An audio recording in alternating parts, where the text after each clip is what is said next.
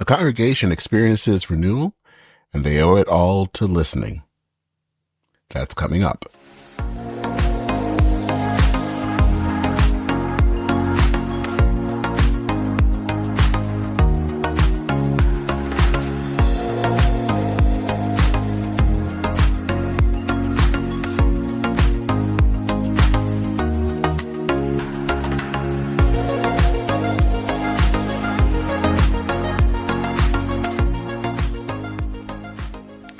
Hello, everyone, and welcome to Church in Maine, a podcast for people interested in seeing where faith, politics, and culture intersect. I am Dennis Sanders, your humble host. So for the next few episodes, we're actually going to move away from election and political talk. Don't worry, we will be back at it again very soon. I have some episodes coming up that are talking about politics, especially probably how we are moving forward. But in its stead, as I said, for the next two episodes, we're going to be talking about congregational renewal. Now, usually when you hear stories about congregations, especially mainline congregations that are turning things around, it almost always focuses on some pastor, and it's usually they're built up as this hotshot pastor that comes and is able to help this church that was maybe a few weeks from closing their doors to becoming a vital congregation again. But what if the reason that a church turns around is because it actually focuses on listening to God, listening to each other, and even listening to the community? So my guest today is going to share the story of a Lutheran congregation in the Twin Cities suburb of Maplewood that was able to experience congregational renewal by engaging in spiritual practices such as listening. Liz Eide is the lead pastor of Lutheran Church of Peace in Maplewood, Minnesota, and we'll talk about a little bit about the history of the congregation, kind of a little bit about its context, especially the context of the suburb of Maplewood, because of course it has a unique tie to a certain well-known corporation that is actually based in Maplewood. We'll also talk about what caused the congregation's decline, and of course what's fueling its renewal.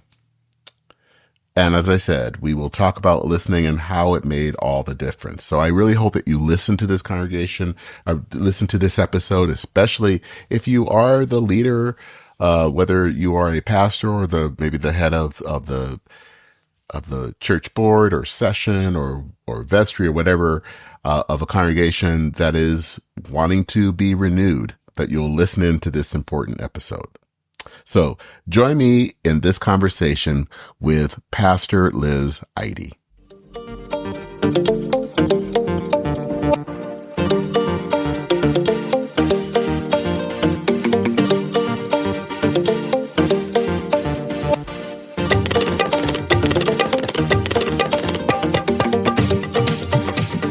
Well, thank you for coming on to the podcast, and I'm looking forward to talking about what's been going on at Lutheran Church of Peace.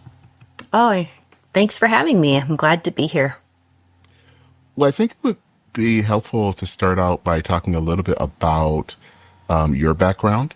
How long have you been in the ministry, and how long you've been at Lutheran Church of Peace? So I have been ordained since 2002, so 22 some years, and was in youth ministry before that, working for a congregation and for an organization called Young Life. And Lutheran Church of Peace is my third call. I served a church in Rhode Island for 7 years, and then served a large congregation in Woodbury, Minnesota for 8.5.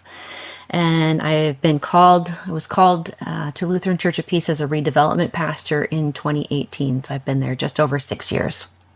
Okay. And for people who may not be aware, I'm sort of, because of going to Lutheran Seminary and being around Lutherans, what is a redevelopment pastor? How are they different from other pastors? Yes. My call, 50% of my call is to be aimed at redevelopment. Hmm. which means that 50% of my call has to look very different from other calls. So a lot of the pastoral care happens within the congregation, as an example, so that there's space for reaching out into the community and spending time focusing on thinking about other shapes the church might take. Okay. So tell me a little bit about the congregation itself and also about the community. Maplewood, having lived here, I know that it has being a local, I know it has kind of a important history, especially in the state of Minnesota, for a certain company that is based there. But but Yes. that is actually tied to the congregation. But just to know Yes. about the church itself and its community. Yeah. So Lutheran Church of Peace was started in the early 1950s, and it is deeply tied to 3M. As many of those who worked at 3M in that day were living in the community in which Lutheran Church of Peace is located. And so it came to be because folks moving into that area didn't have a church nearby, and they wanted to have a Lutheran church in their neighborhood. And so they gathered together, and for a time they worshiped in one of the founding members' basements before they even had a pastor. And then early in the 50s, they built a parsonage, and that was actually the first building. And so the pastor lived upstairs, and all the church happenings happened in their basement. Sunday school, worship, church meetings, and that actually has an exterior stairwell so that people weren't traipsing through his home and his family all the time. But yeah, that's the legend has it that even after the church was built in the mid 50s, when visitors came, they never asked, where do you work? It was, what division do you work for? Because everybody in those neighborhoods worked at 3M. Well, yeah, my hometown is actually Flint, Michigan, which is very much a GM town. So that's the Yes. same thing. People would ask what plant you worked at, Yeah, you get it. or what division. So I totally get it. Yeah. So what was the church kind of like in the 50s and 60s? I would assume that was a period of growth, especially Yeah. in mainline Protestants. And what was it like at Lutheran Church of Peace? Yeah, it was a big time of growth as the neighborhoods grew, the church grew, and lots of families. And there are still several of those families that are still around, and second and third generations that are worshiping there, which is really fun. But yeah, it was robust growth and lots of kids. So they just talk about all the kids that were running around and the way they had to section off part of the fellowship hall because they didn't have enough Sunday school classrooms. And then about 15 years ago, a beloved pastor moved on to another congregation, which happens, and it was a good leaving. But then they had about 10 to 12 years in there where they didn't have long-term pastorates in place. So somebody was there for about 5 years at one point, and then the pastor just before me was there for just 2 years. And in between, they had lots of interim pastors and people filling in. And so in that kind of 10, 12 years, they saw a lot of decline.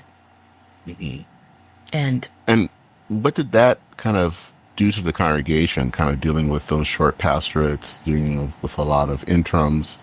How did that kind of deal with kind of they felt about themselves and about their mission and all of that? yeah, I think, without a strong leader leading them forward, people started to leave for other congregations that were more settled and set up. And so, how that happens is as some folks leave, other folks leave, and mainstream churches have been in decline for a long time. So they just saw that happening at a much faster rate in that stretch of their history. And so by 2017, they had shrunk by 2/3. And so they'd lost about 75% of their congregation. And so they did a vitality study to see if God was done with them and it was time to shut the door, or if there would be a new chapter. And yeah, it was really, they had a wonderful interim pastor at the time. The synod came alongside them and Reverend Justin Grimm, And Pastor Neil Harris from the ELCA churchwide headquarters in Chicago came alongside of them, and they did a big vitality study, including a summer pledge drive to see if people were financially committed, and they were. And so they applied for 2 grants, one from the St. Paul Area Synod and one from the ELCA churchwide, and they received both grants. And so they had the funds then to call a full-time pastor, and so that's how I came to be there as a redevelopment pastor. And that's part of it too, is that we have a contract with the synod that we will work on things as recipients of these grants.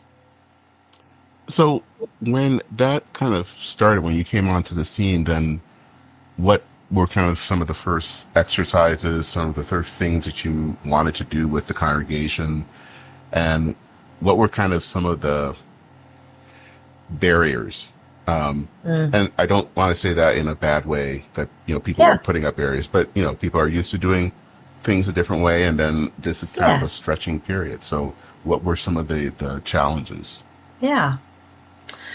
I think the first challenge was we were invited to participate in the Synod's Year of Renewal process. And the first part of that is listening. So listening for God, listening deeply to each other, and listening to the community. And so they had a team already chosen by the time I arrived. And so we went to the first sessions, and we were trained in how to conduct these listening sessions with each other. And I think the first couple things were, in our church council, we started reading through the book of Acts and spending 20 to 30 minutes in the Word together before we started with the business of the congregation. And that was a real change. Congregations are mostly used to a devotion, but it's usually quite short, and we have a prayer, and then we're ready to get into things. And this was inviting us to really take a pause and to be in the Word together in a more serious way, and to be with each other in our faith lives, and to share that with one another, and then to allow that to be what led our work. And so it wasn't a huge barrier, but it was definitely a different way of being together, and understanding that putting God at the center of our work together would make a difference, and trusting that process. And then the second thing was the listening to each other.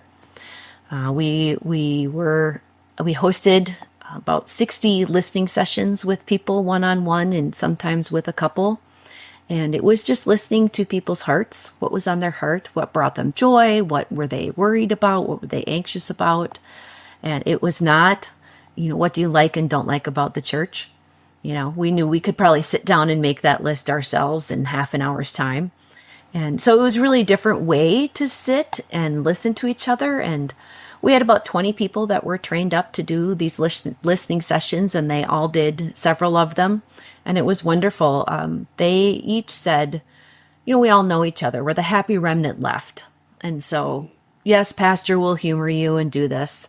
But afterwards, as we reflected, to a person, everybody said, I heard stories I had never heard before. I learned things about, my brothers and sisters in faith that I didn't know.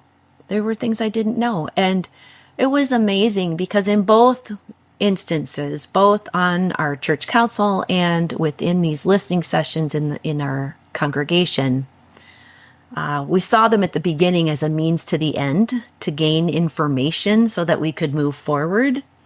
And the surprise was that the practices were in and of themselves a gift. And the practices themselves were spiritual in nature, not just information gathering. And they led us to a place of knowing ourselves and each other in such a deep and profound way. And it was really amazing. And we really came out seeing these as spiritual practices, not information gathering practices. And those listening sessions really were the first things that started to change us.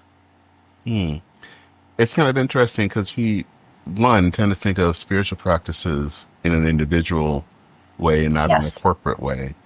Yeah. And then two, it's interesting that when we think of church renewal, we don't think of spiritual practices, which I Right. don't know what that says about us as a society, Yeah. but but Yeah. that's interesting.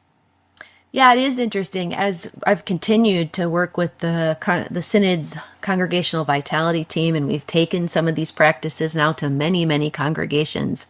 Everybody is always surprised that this is the first step, is to pause and listen deeply for God, to one another, and to the community. And it seems so sort of basic, and yeah, it's this very spiritual grounding practice, and everybody's ready to, you know, work hard and go after some product, and instead we're saying no, we really need to step back and step deeper into the word, and trust that God's presence is really going to be what leads us forward. And everybody is always sort of surprised by that and amazed at the transformation that really comes when you are willing to step into that practice in a deep way.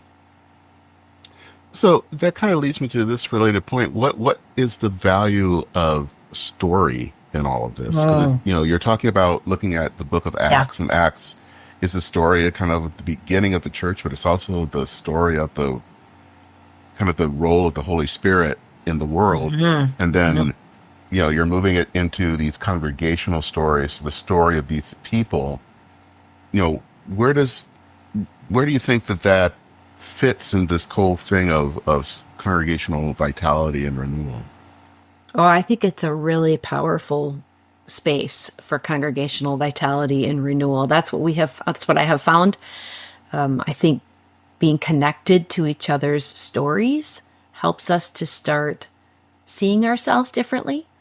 One, we see ourselves in each other, and we hear our story in other people's stories, and we are connected to one another in a deep way, especially when you are hearing and receiving that story simply to receive it and not to comment on it, not to wonder about it, but just to receive it as a gift, is deeply powerful. And then connecting ourselves to God's story in a deep way and taking the time to really see, what was that early church like? Where is it God at work in that church? Well, where might God be at work in our church then? And what's that look like today for us? And I think asking those questions and wondering together as we encounter God's story and as we encounter our stories, and as we put those stories up and started saying, okay, here's what we've been hearing through these stories. Here's what we hear is on people's hearts. That is really where we found traction to move forward. And that's where the Holy Spirit started to speak, was through stories, both through God's stories and through our own story, the stories of what's on our hearts. That's where the Spirit found space to guide us and lead us forward. So after kind of doing these practices, what kind of happened next? What kind of were the results of those kind of listening to each other and listening to God? Well, it was exciting. We really did. We did a debriefing exercise where we put what we heard from people on little Post-it notes, and with nobody's name, just things that we heard. Church is an important place to ask our questions. Church has been an important place for, as I was going through a hard time, there was space for me to mourn and be supported. I worry about my adult kids that aren't involved in a church any longer. I worry about my grandkids who therefore aren't involved in a church anymore and who aren't hearing the story of God and don't know the story of God. We took all of those things and just put them on the wall. And then we started to sift through and say, what are we hearing here through all of this? And where is that leading us into what's important to people sitting in this congregation, in this community of faith? And then how does that become our vision for where we hear the Spirit leading us forward? So we took all of that and sifted it out and what we heard from the community, and with it, we created a vision statement. And that was the first next step. And after that, we sat and created 5 value statements. And those are what lead us today. And what are those value statements? Okay, this is the test. The first one became boundless joy. It wasn't one I ever thought would be on our values, but we really started with that listening. We had renewed energy and just renewed joy in receiving and hearing those stories. And so as we started to see that happen, we knew ourselves to be a joyful place. That we love eating together, we love laughing together, we love being silly together, and saying, that's okay. That's good. We also like to be serious about faith, but we can have joy doing it. So, boundless joy, bold innovation, that supports where we've been and the tradition we come out of, and wants to think about what shape the church might take in the future alongside of that. So boundless joy, bold innovation, radical hospitality, engaged community, and faith-centered lives.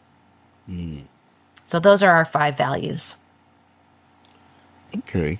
So you have you have the mission statement, you have the values, and now, several years later, Yeah. what are things like at the church? How would you say things have changed from when they were maybe in 2017? Yeah. I think that everything we do is about developing deep community these days, especially coming out of COVID. We found really deep community during COVID in small church worshiping communities, and that was really powerful for us. And we created a care team that called everybody every week for a year, just to check in and make sure everybody was doing okay. And coming out of COVID, we really wanted to continue that deep community. And so I think one of the things we've been willing to say on the other side of redevelopment, or coming at this point in redevelopment, is that community is really important to us. And so the movie club is just as important to us as the care team and the Bible study groups, and all of the ways that we are wanting to be community together are important and continue to draw us into a space where it is safe to wonder and ask the good questions of our hearts around faith and how God and life intersect and what that means for each of us and all of us collectively. And that the ways that we do that need to be truly LCP, authentically us. And that's going to look different from other congregations, and that's okay. And some of it is going to look very familiar because it's very much the way we all have always done it. And some of the ways we're going to do it, it's going to look different. And that's okay too. And I think we're just much more comfortable with trying things, experimenting, and saying, it's okay. The world isn't going to fall apart if we try something new. We're not going to throw everything out. We don't have to look radically different to be pretty radically different, if that makes sense. It does.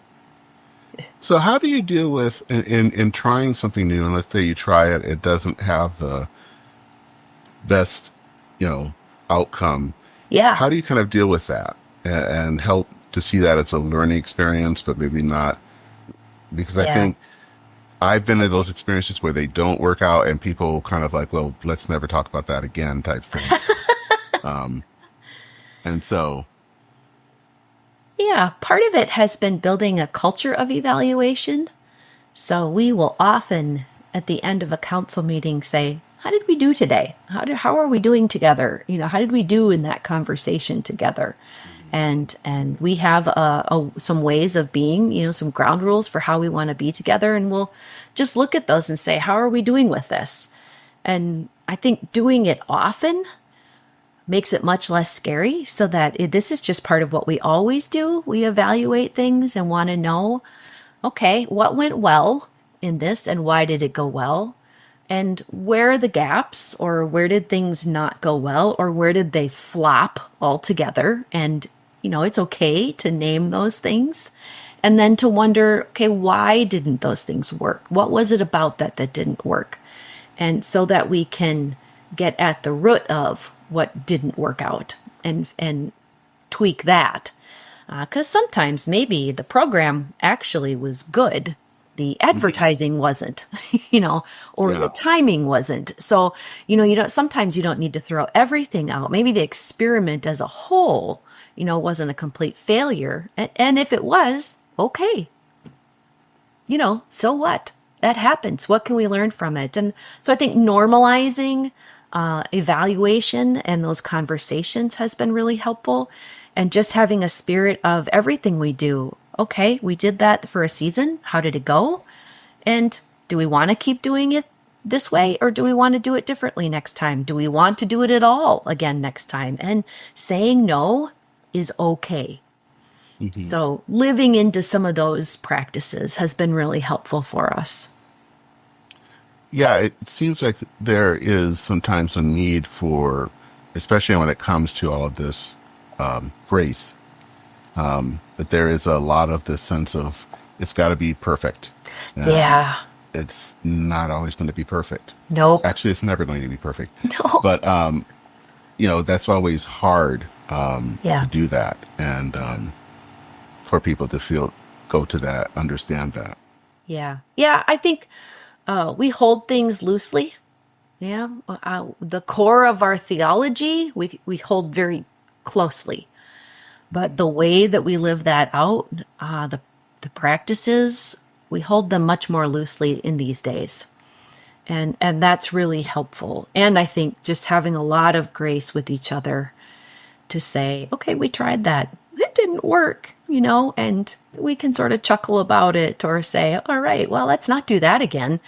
But not make people feel bad for having tried something.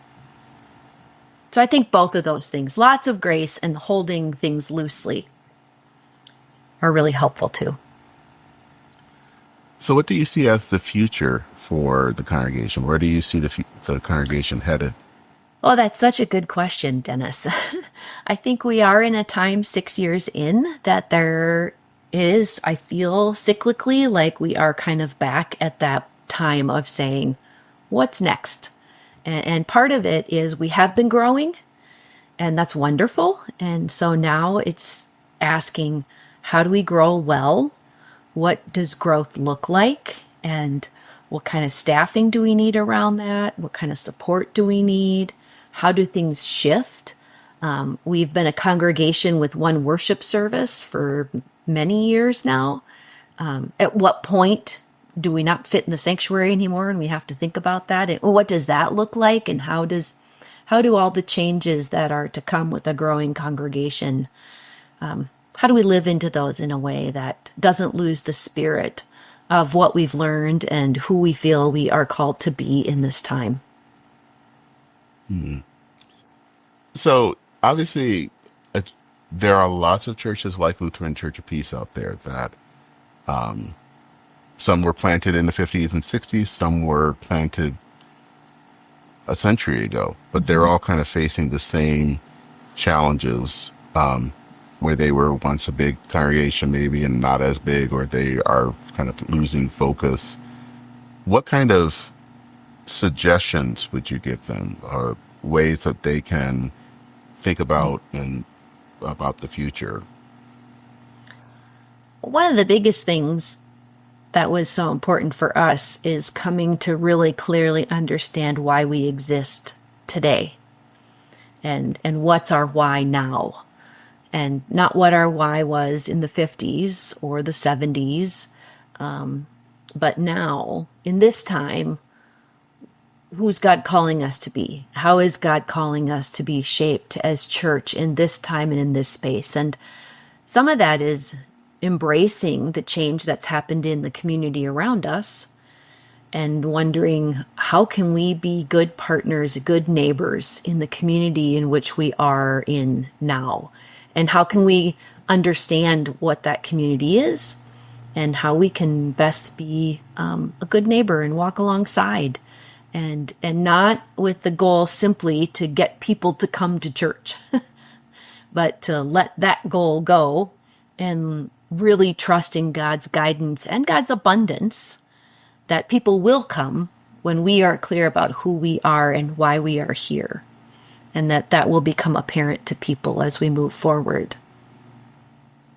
Okay.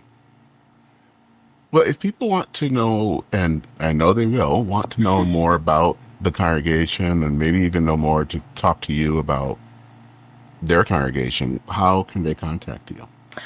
Well, you can find me at Lutheran Church of Peace. Our website is lcpeace, PEACE.org. And I would love to talk to you about this. I work with our Synod's Congregational Vitality team. I love talking about vitality with church leaders and clergy, and really passionate about it, and would love to share more of our story or just hear yours and see if we can think about some ways that God might be speaking into your community and drawing you forward. All right. Well, Pastor Liz, thank you so much for the time of chatting, and hopefully we can have you back on sometime very soon. Well, thanks for having me. It was really fun I love telling stories about LCP, and I love thinking about congregational vitality today. There's a lot of hope out there and a lot of vitality as well. I agree with that. Yeah. All right. Thank you. Thank you.